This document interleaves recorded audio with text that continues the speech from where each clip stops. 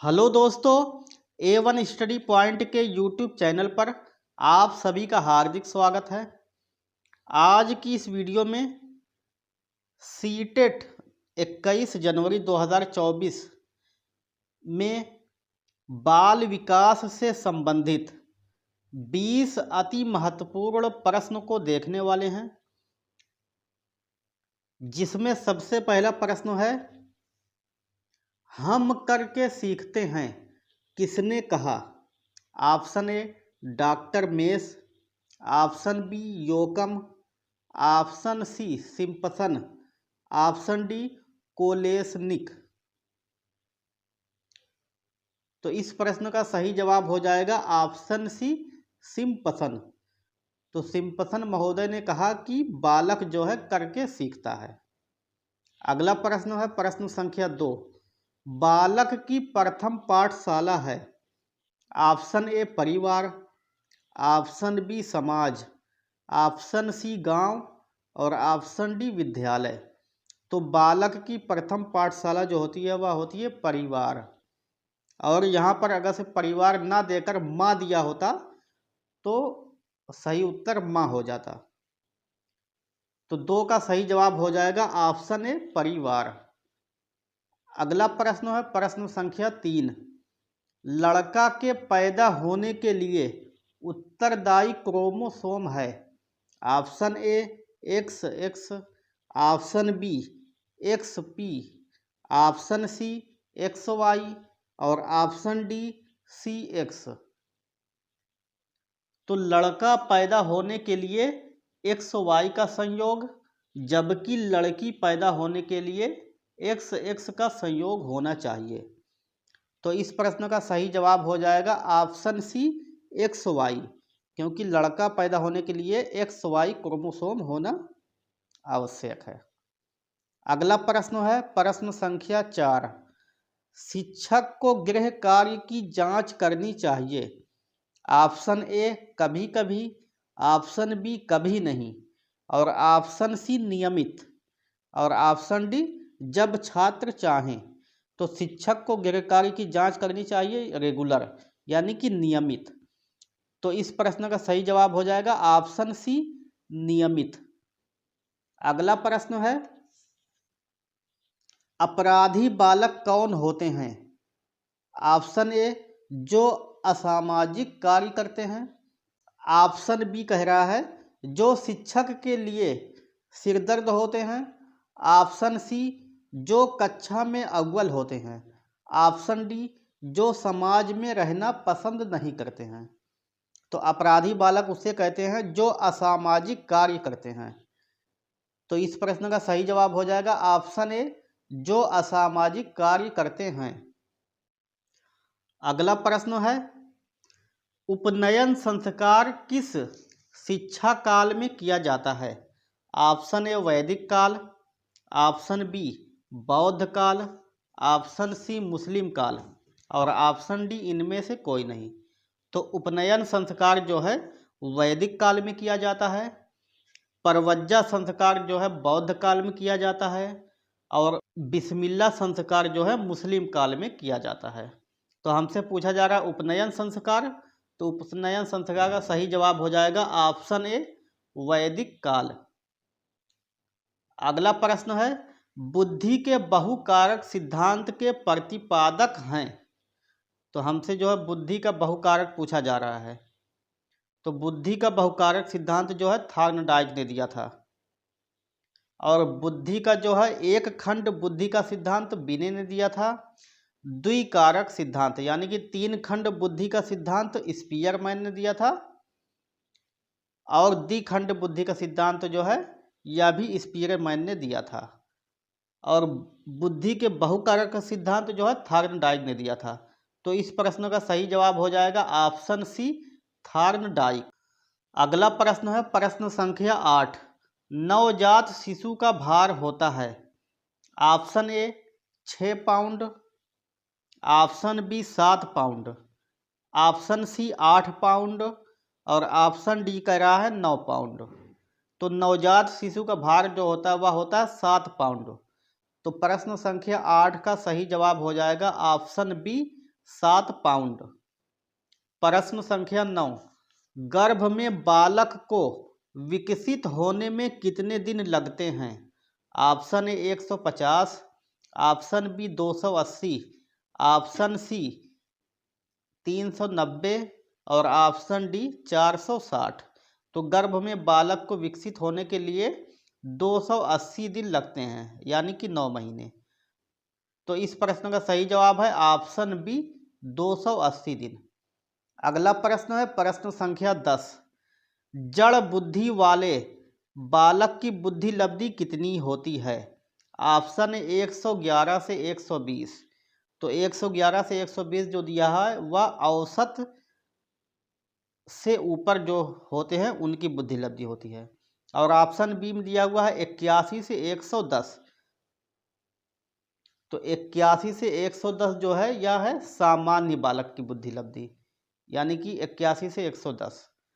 और option C दिया हुआ है 71 से 80। तो 71 से जो 80 दिया हुआ है यह है सुस्त, यानी कि सीमावर्ती बालक की बुद्धि लब्धि। और ऑप्शन डी दिया हुआ है 71 से कम। तो 71 से कम जिनकी बुद्धि लब्धि होती है वह जड़ बुद्धि वाले बालक कहलाते हैं। तो हमारा यही उत्तर हो जाएगा। तो प्रश्न संख्या 10 का सही जवाब हो जाएगा ऑप्शन डी 71 से कम। अगला प्रश्न है प्रश्न संख्या 11, पियाजे की औपचारिक संक्रियात्मक अवस्था बालक की किस आयु तक मानी जाती है? तो हमसे जो है औपचारिक संक्रियात्मक अवस्था पूछा है। तो जीन पियाजे ने जो है संज्ञानात्मक विकास के चरण में 4 अवस्थाएं बताई हैं। सबसे पहली अवस्था है संवेदी पेशी अवस्था, जो कि 0 से लेकर 2 वर्ष तक चलती है। उसके बाद दूसरी अवस्था है पूर्व संक्रियात्मक अवस्था। पूर्व संक्रियात्मक अवस्था जो है यह 2 से 7 वर्ष तक चलती है। उसके बाद तीसरी है मूर्त संक्रियात्मक अवस्था, जो 7 से लेकर 11 वर्ष तक चलती है। उसके बाद चौथी अवस्था आती है इनकी अमूर्त संक्रियात्मक अवस्था। अमूर्त संक्रियात्मक अवस्था जो है 11 से लेकर 15 या 16 वर्ष तक चलती है। तो इसमें औपचारिक पूछा हुआ है, यानी कि अमूर्त हमसे पूछा जा रहा है। तो हमारा उत्तर हो जाएगा ऑप्शन डी 11 से लेकर 15 वर्ष तक, यानी कि इसी का नाम औपचारिक अवस्था भी है और अमूर्त अवस्था भी इसी का दूसरा नाम है। तो 11 का सही जवाब हो जाएगा ऑप्शन डी 11 से 15 वर्ष। अगला प्रश्न है प्रश्न संख्या 12, शिक्षा मनोविज्ञान की उत्पत्ति का वर्ष कौन सा माना जाता है? ऑप्शन ए कह रहा है 1947, option B 1920, option C 1940, option D 1900। तो इस प्रश्न का सही जवाब हो जाएगा ऑप्शन डी 1900। अगला प्रश्न है प्रश्न संख्या 13, बुद्धि लब्धि मापन के जन्मदाता हैं। तो बुद्धि लब्धि मापन के जन्मदाता जो है वह है टरमन। तो इस प्रश्न का सही जवाब हो जाएगा ऑप्शन सी टरमन। अगला प्रश्न है प्रश्न संख्या 14, हिंदी अक्षरों को बालक किस आयु में पहचानने लगते हैं? ऑप्शन ए कह रहा है 3 वर्ष की आयु में, ऑप्शन बी 4 वर्ष की आयु में, ऑप्शन सी 5 वर्ष की आयु में और ऑप्शन डी कह रहा है 6 वर्ष की आयु में। तो हिंदी अक्षरों को बालक जो है वह 5 वर्ष की आयु में पहचानने लगता है। तो 14 का सही जवाब हो जाएगा ऑप्शन सी। अगला प्रश्न कह रहा है प्रश्न संख्या 15, आधुनिक मनोविज्ञान का अर्थ होता है। ऑप्शन ए मन का अध्ययन, ऑप्शन बी आत्मा का अध्ययन, ऑप्शन सी शरीर का अध्ययन, ऑप्शन डी व्यवहार का अध्ययन। तो आधुनिक मनोविज्ञान यानी कि वर्तमान में जो है आधुनिक मनोविज्ञान का अर्थ होता है व्यवहार का अध्ययन। तो 15 का सही जवाब हो जाएगा ऑप्शन डी व्यवहार का अध्ययन। अगला प्रश्न है प्रश्न संख्या 16, अधिगम का शिक्षा में योगदान है। ऑप्शन ए व्यवहार परिवर्तन में, ऑप्शन बी नवीन अनुभव प्राप्त करने में, ऑप्शन सी समायोजन में, ऑप्शन डी उपर्युक्त सभी। तो इस प्रश्न का सही जवाब हो जाएगा ऑप्शन डी उपर्युक्त सभी। अब अगला प्रश्न आता है प्रश्न संख्या 17। बालक का विकास परिणाम है ऑप्शन ए वंशानुक्रम का, ऑप्शन बी वातावरण का, ऑप्शन सी वंशानुक्रम तथा वातावरण की अंतः प्रक्रिया का, ऑप्शन डी है आर्थिक कारकों का। तो बालक का विकास परिणाम जो है वह होता है वंशानुक्रम तथा वातावरण की अंतः प्रक्रिया का। तो 17 का सही जवाब हो जाएगा ऑप्शन सी। प्रश्न संख्या 18।